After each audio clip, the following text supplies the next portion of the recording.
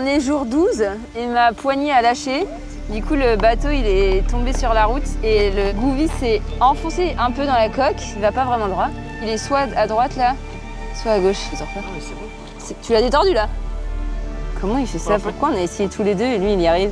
Ça a ripé un peu là et là. Ah, là, c'est un peu profond, là, quand même. Punaise, à 2 jours de la fin, c'est dommage. J'ai des petites cicatrices de guerre.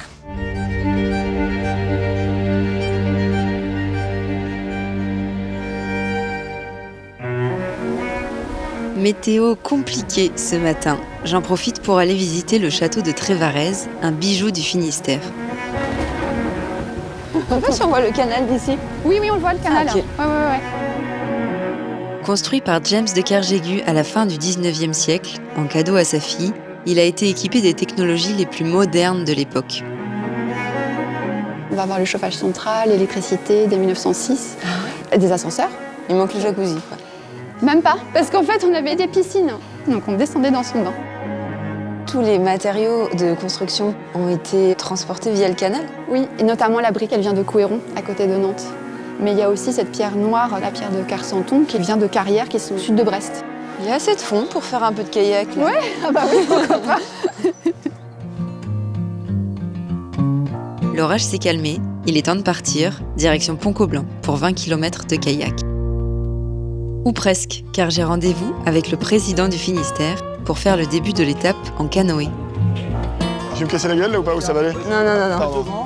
J'ai pas prévu d'être à l'eau ce matin, mouillé pour commencer. Ce serait tellement drôle. Donc, J'ai failli divorcer avec ma femme quand je l'ai fait tomber comme ça un jour de canoë. Et tu me dis hein, dans quel sens il faut que je... on pague chacun de notre côté, Chacun comme de ça notre côté, on va d'accord. droit.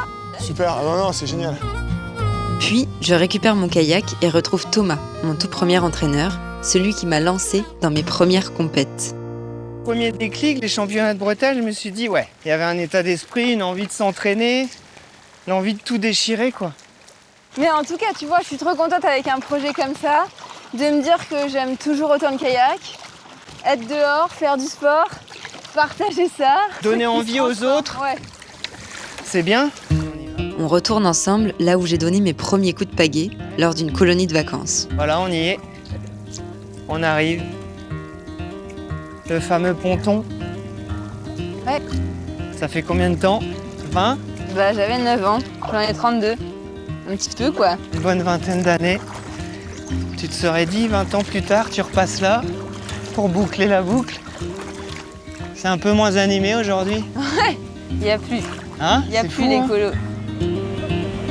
De l'animation, il y en a à l'écluse 226, où plusieurs écoles du coin sont venues m'accueillir. Ah, mais je les vois, vos pancartes, là. Waouh! Les enfants découvrent, avec Olivier, responsable de la base de loisirs de Pont-Coblan, le fonctionnement d'une écluse. Est-ce que vous croyez qu'on peut ouvrir la porte comme ça? Pourquoi? Sinon il y aurait une grosse vague.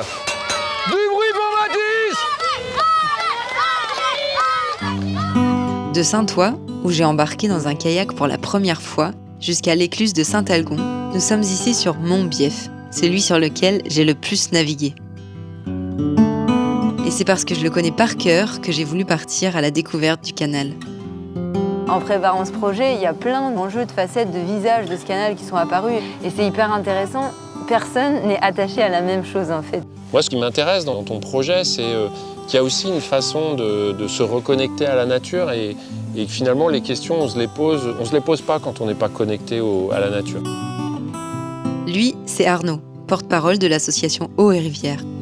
Aujourd'hui, il m'invite à envisager un autre futur pour le canal. Les maisons éclusières, je l'ai vu dans tout le parcours, on en a pris plein les yeux de ça, quoi. Mais le patrimoine, ça ne peut pas être que le patrimoine bâti.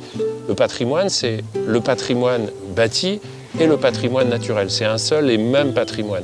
Et donc aujourd'hui, dans la situation du déclin de l'espèce, dans la situation du dérèglement climatique, dans la situation où plus rien ne sera jamais comme avant, est-ce qu'on peut se contenter de dire qu'on a le devoir de maintenir ce qui était avant?